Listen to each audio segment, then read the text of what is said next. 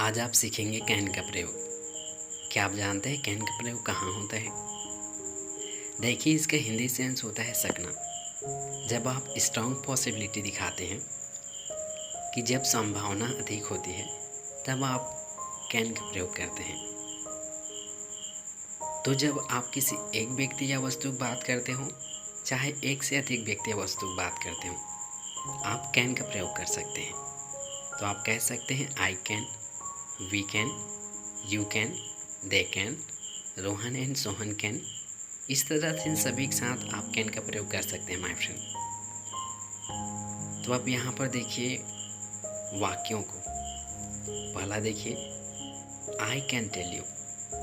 और यहाँ पर एक बात और नोट कर लीजिए माय फ्रेंड कि कैन के बाद जो आने वाला वर्ब होती है, जिससे आप क्रिया कहते हैं ना, तो वो क्रिया का फर्स्ट फॉर्म होता है।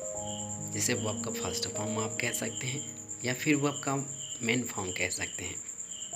ओके, तो यहाँ पर देखिए पहला वाक्य I can tell you, sorry I can tell him, मैं उसे बता सकता हूँ।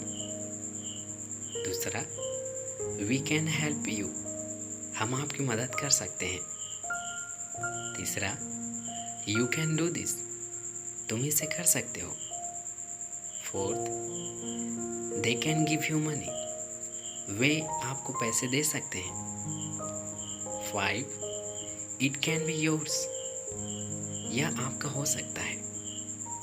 6 that wedding can take place, वह शादी हो सकता है।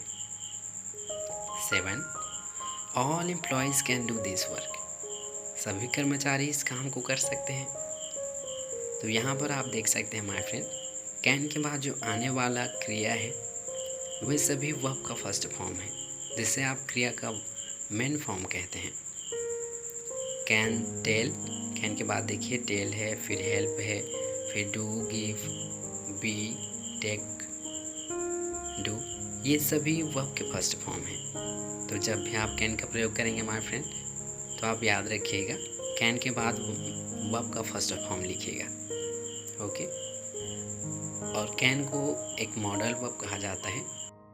कैन एक मॉडल वर्ब है, और जब भी आप स्ट्रॉन्ग पॉसिबिलिटी की बात करते हैं तब आप कैन का प्रयोग कर सकते हैं। जैसा कि मान लो आपको कहना है कि बारिश हो सकती है, आपको श्योरिटी है, तब आप कह सकते हैं इट कैन रेन टुडे। अगर किसी ने आपसे कहा कि क्या आप इसे कर सकते हैं, तो अगर आप श्योर हैं कि आप कर सकते हैं तो आप कह सकते हैं आई कैन डू दिस, मैं इसे कर सकता हूँ।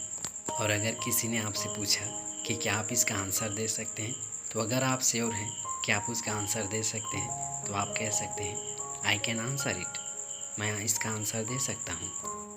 तो माय डियर फ्रेंड, आपने कैन का प्रयोग सीख लिया है। अब मैं चाहूँगा कि आप इन्हें नोट कर लें, ताकि जब आगे बढ़ें तो आप किसी भी कन्फ्यूज़न में ना रहें, इसलिए आप इन सब को नोट करते जाइए। Thank you.